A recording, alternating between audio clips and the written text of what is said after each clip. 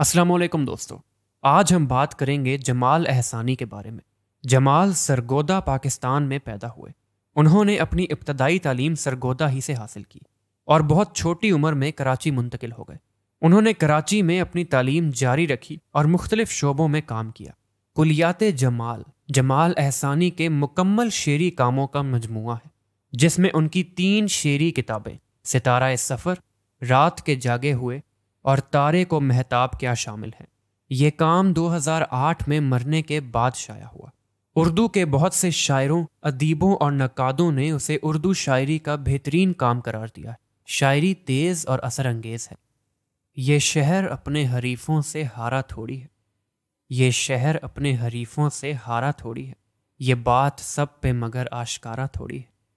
चारा साजों में थी एक चश्मे नदामत असर। चारा साजों में थी एक चश्मे नदामत असर। ये मसीहाओं में बीमार कहाँ से निकला।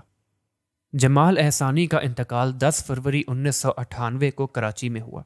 जमाल की 2 शेरी किताबें उनकी ज़िंदगी में शाया हुई और एक उनकी वफ़ात के बाद डॉक्टर फातिमा हसन की हमायत से।